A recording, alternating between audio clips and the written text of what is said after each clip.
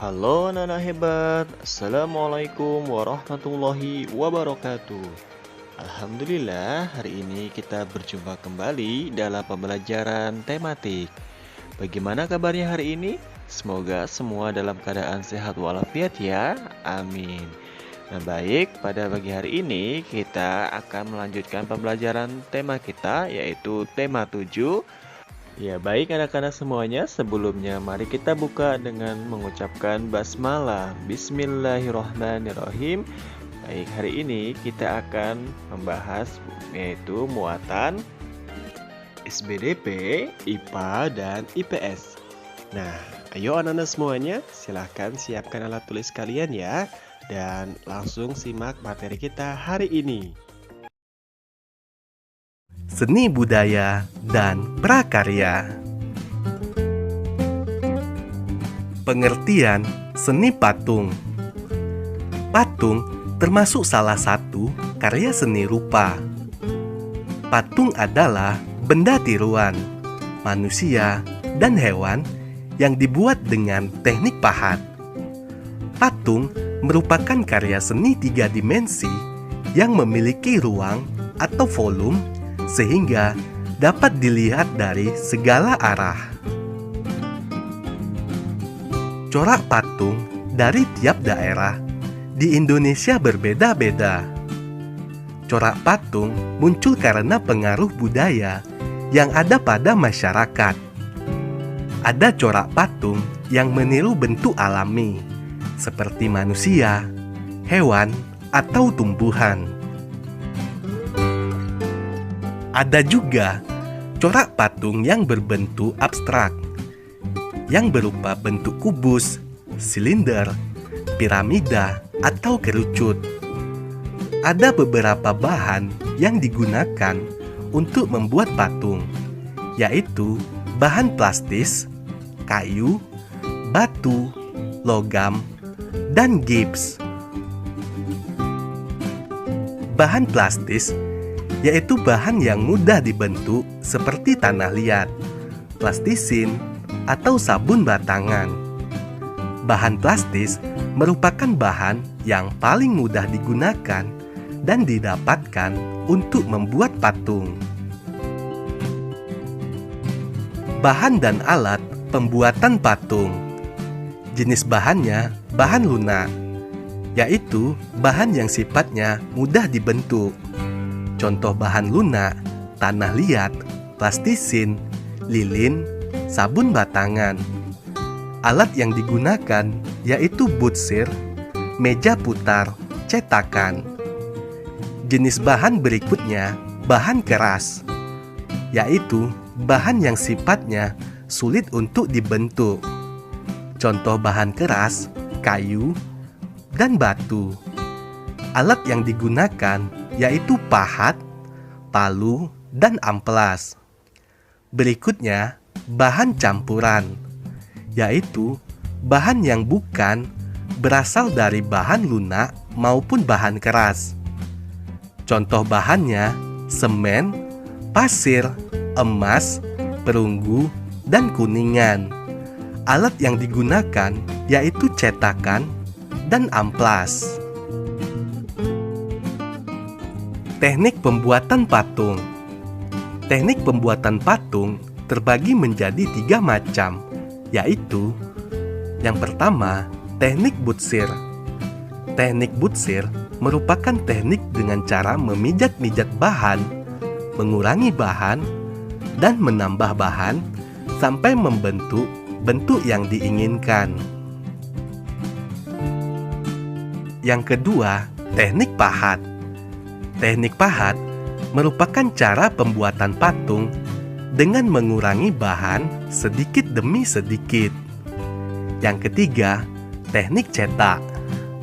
Teknik cetak merupakan pembuatan patung dengan cara membuat cetakan, menuang bahan ke dalam cetakan, kemudian membuka cetakan.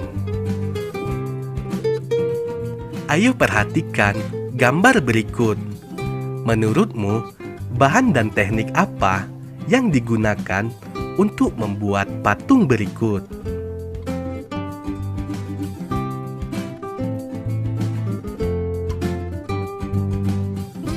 pameran karya seni patung. Pameran karya seni bertujuan untuk memperkenalkan kepada orang banyak tentang karya seni. Dalam membuat pameran, diperlukan rencana yang matang agar pameran berjalan dengan lancar. Kita perlu mengumpulkan karya-karya patung yang sudah dibuat pada pertemuan sebelumnya, menentukan ruangan, dan menyusun karya seni agar tampak seperti pameran. Selanjutnya, kita mengelompokkan karya seni patung sesuai dengan bahan yang digunakan.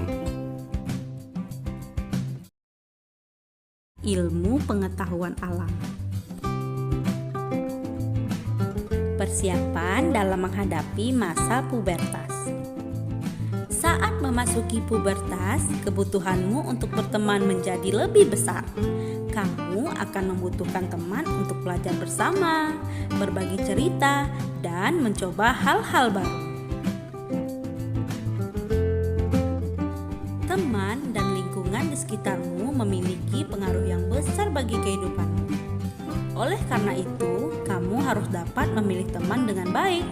Misalnya, pilihlah teman yang memiliki tutur kata dan tingkah laku yang baik, rajin, belajar, jujur, dan selalu bersemangat melakukan hal-hal yang baik. Selain kebutuhan dalam berteman, kamu juga harus berhati-hati ketika memilih tayangan untuk ditonton. Pilihlah tayangan yang sesuai dengan usiamu. Jika menonton tayangan melalui internet, mintalah orang tuamu untuk memilihkan tayangan yang sesuai. Saat memasuki masa pubertas, kita juga harus menggunakan toilet yang terpisah, khusus untuk laki-laki atau perempuan. Sebelum menggunakannya, bersihkan terlebih dahulu toilet. Setelah selesai menggunakannya, bersihkan kembali dengan cara menyiram toilet hingga bersih. Buanglah sampah tisu ke tempat sampah yang telah disediakan. Ayo perhatikan peta pikiran tentang persiapan menghadapi masa pubertas.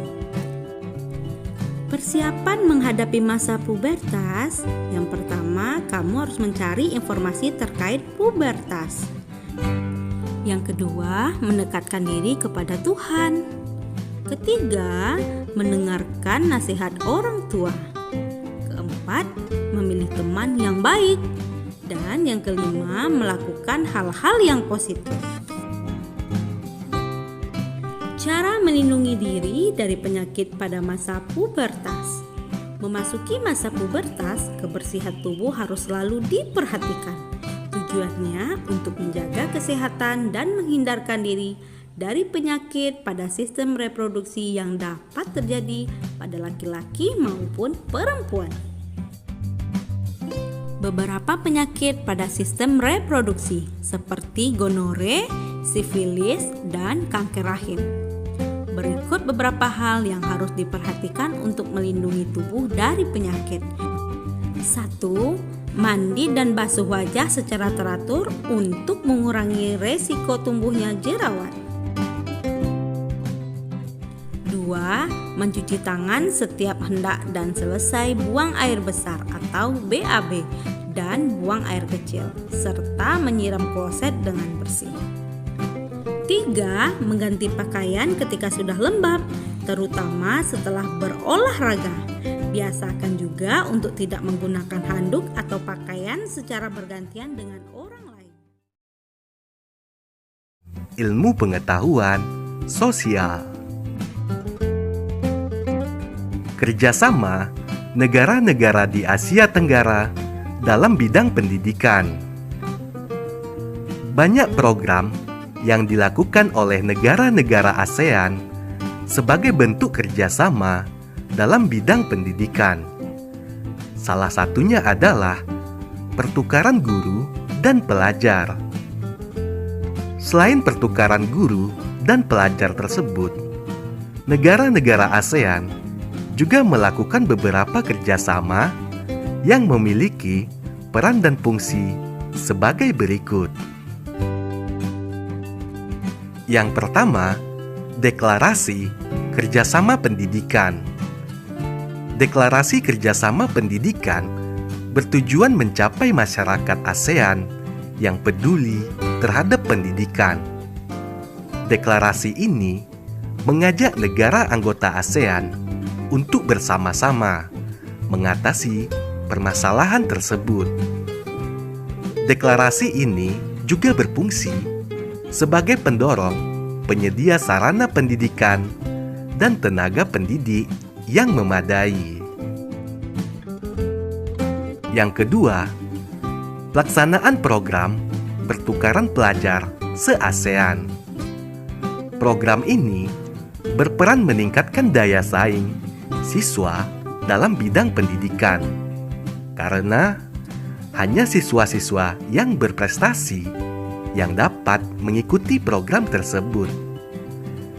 Kerjasama ini juga mendorong berkembangnya wawasan dan pengalaman para pelajar terhadap ragam budaya di ASEAN.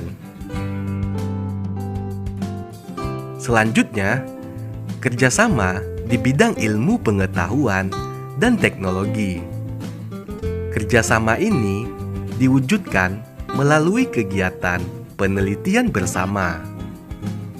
Yang keempat, kerjasama untuk meningkatkan kualitas sumber daya manusia. Hal ini bertujuan agar masyarakat negara ASEAN mampu bersaing dengan masyarakat dunia. Peran Indonesia dalam kerjasama ASEAN di bidang pendidikan. Peran yang pertama, mendukung program pertukaran pelajar dengan memberikan beasiswa kepada para pelajar yang berprestasi. Kedua, menyediakan sarana pendidikan yang memadai untuk meningkatkan kualitas dan daya saing pelajar Indonesia. Ketiga, menyusun kurikulum pendidikan yang tepat. Keempat, kerjasama dengan negara lain untuk mengembangkan ilmu pengetahuan atau teknologi. Ya, sekian teman-teman semuanya untuk materi tema 7 kita. Nah, tema 7 kita sudah selesai. Jadi, untuk minggu depan pertemuan tematik kita akan ulangan untuk tema 7. Ya, tolong nanti dipelajari kembali keseluruhan pelajaran tema 7 untuk persiapan kita ulangan. Sekian, terima kasih banyak. Wassalamualaikum warahmatullahi wabarakatuh.